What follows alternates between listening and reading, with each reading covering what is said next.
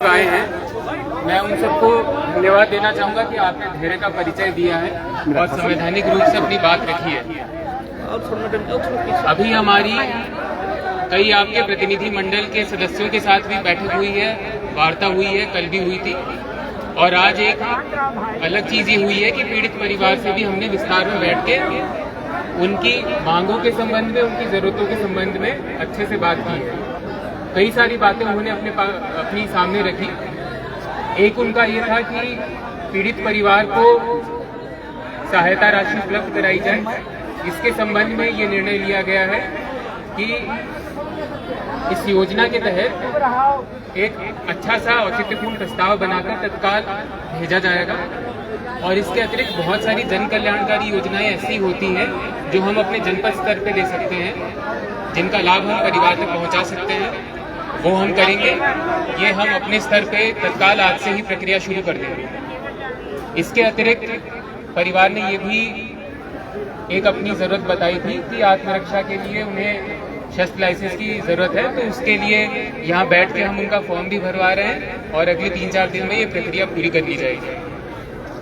इसी प्रकार से उन्होंने ये भी मांग रखी थी कि नौकरी उनको उपलब्ध कराई जाए। तो हमने ये उनसे अनुरोध किया है कि वो आपस में तय कर ले कि कौन नौकरी लेना चाहता है परिवार में और अपना बायोडेटा लेकर आ जाए, ताकि हम उनके शैक्षिक योग्यता के अनुसार उनको एक उचित, एक अच्छा अवसर उपलब्ध करा सकें। इसके अतिरिक्त और भी 3-4 बातें थी, वो एसपी साहब भी बताएंगे आपको।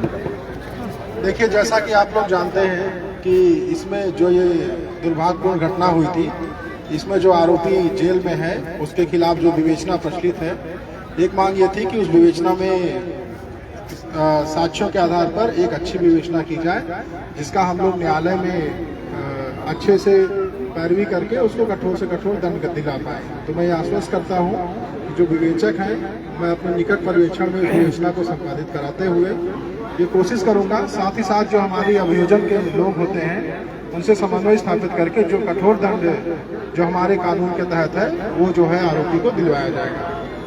एक बात और थी कि जो न्यायालय, जो परिवार है, पीड़ित परिवार है, उनको कुछ लोग अलग अलग तरह से दबाने का या धमकाने का या प्रेशर में लेने का प्रयास कर रहे हैं, तो उनकी सुरक्षा सुनिश्चित की जाएगी। ये पुलिस की तरफ से आज ही उनको जो है सुरक्षा दे दी जाएगी।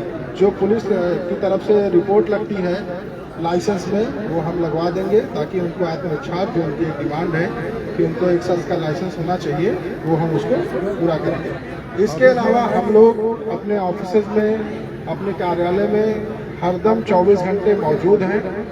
अगर कभी भी आज के बाद भी ये लगता है कि किसी को हमसे मिलना है, अपनी कोई बात कहनी है, तो हमारे कार्यालय में किसी भी वक्त आकर के अपनी बात रख सकते हैं।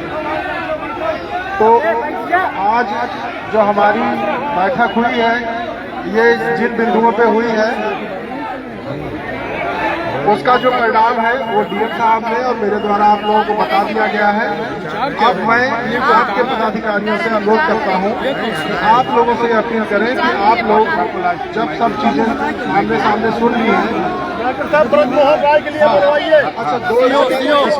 FIR भी हो रही है। एक FIR हो चुकी है, एक FIR और धमकाने को लेकर के। तो जो भी मैं आपके पदाधिकारियों से अनुरोध करता हूं कि हम लोग अपनी एनर्जी से इसी चीज में लगाएं कि कैसे लोगों को समझाना बुझाना है। एक मिनट बोल रहे हैं, वो स्टेज अब निकल चुकी है, अब वक्त है कि हम एक्शन में आए। तो आपके पदाधिकारियों से अनुरोध है कि वो आपसे बात करके आप लोगों को शांतिपूर्वक यहाँ से जाने दें। अधिकारी के ऊपर एक्शन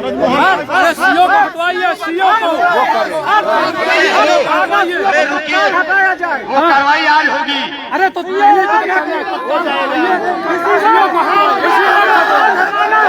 कौन सी बात हुई?